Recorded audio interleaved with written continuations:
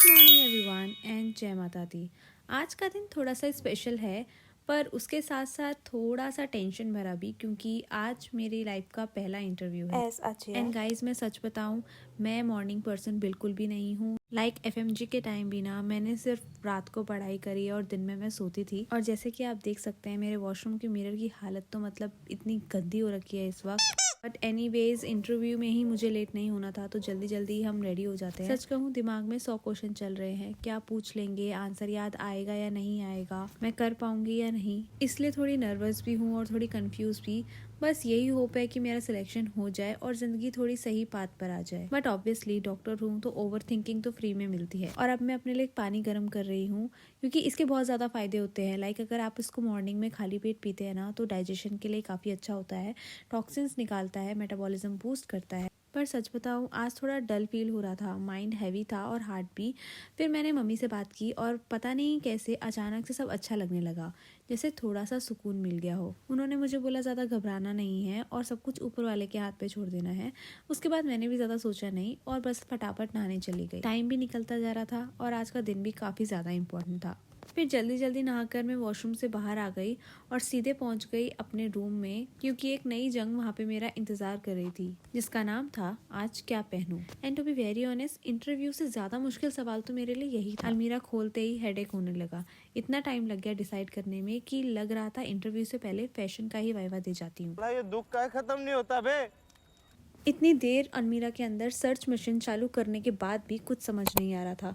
लग रहा था जैसे मेरी अलमीरा ही मुझे कह रही हो, डॉक्टर हो, डिसीजन तो स्ट्रांग लो। बट जो भी हो गाइस, लाइफ में कितनी भी बड़ी टेंशन हो, आपकी मस्ती नहीं रुकनी चाहिए। और फिर क्या, मैंने सोचा कि बिफोर आफ्टर वाला ट्रांजिशन तो कर ही लेते हैं, क्योंकि अब लेट होने से मुझे डर नहीं लगता। So yeah, that's my outfit for today. And yes, fashion अपनी जगह पर ठंड अपनी जगह। But wait, what? मेरा व्हाइट कोट किधर है? कल वॉश होने के बाद बेचारा अभी तक छत पे ही सूख रहा है, और अगर ये बात मेरी मम्मी को पता चली ना, तो मेरी खैर नहीं।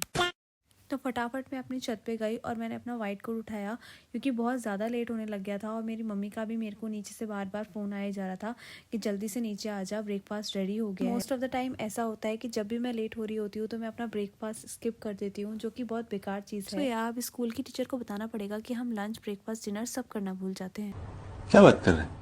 और घर से निकलने से पहले मैंने सोचा कि सारे डॉक्यूमेंट्स एक बार फिर से रीचेक कर लेती हूँ, कहीं कुछ भूल ना जाऊँ। और पता नहीं क्यों, जब भी मैं लेट हो रही होती हूँ तो जो इजी काम होता है वो भी मेरे से नहीं होता और सब कुछ उल्टा पुल्टा हो जाता है। साथ ही साथ मैंने अपने लिए उबर से कैब भी बुक कर ली थी, जो कि मेरे गेट के बाहर खड़ी हुई थी और मेरे बहुत देर से वेट कर रही थी। लाइक ऑलमोस्ट 5 मिनट उसको मेरा वेट करते करते हो गए थे। तो मेरा दिमाग भी बहुत ज़्यादा ख़राब होता जा रहा था और उसने एंड मोमेंट पे कैंसिल कर दिया। लाइक लिटरली उसने कैंसिल कर दिया और वो चला गया मुझे छोड़ के।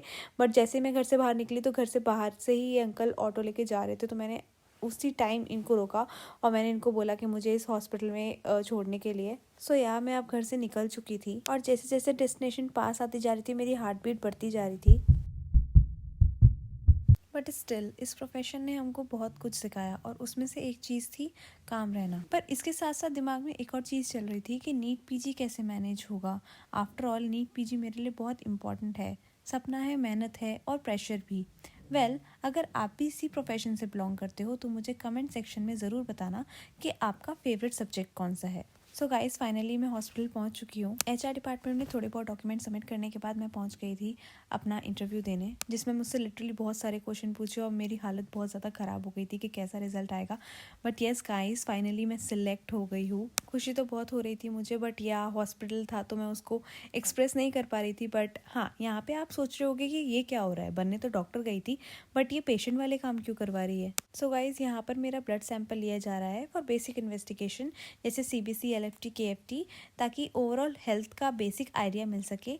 ये सब फॉर्मेलिटी होती है, लाइक किसी भी हॉस्पिटल में अगर आप ज्वाइन करते हो तो बस ये इंश्योर करने के लिए कि एवरीथिंग इज़ फाइन और नॉट। फनी बात तो ये है कि जब पेशेंट का सैंपल लेते थे तब उनको बोलते थे थोड़ा सा ही दर्द होगा, बट आज जब खुद की बारी आ रही है तब पता चल रहा है। प्यारी समझ गई। और ब्लड सैम्पलिंग के बाद मेरे को एक्सरे के लिए ले जाया गया। And look at this dress guys, ये मेरे को पहनने के लिए दी थी वहाँ पे, और इसको पहनने के बाद मेरे को लिटरली जापान वाली वाइब आ रही थी कि मैं वहाँ पे आ गई हूँ।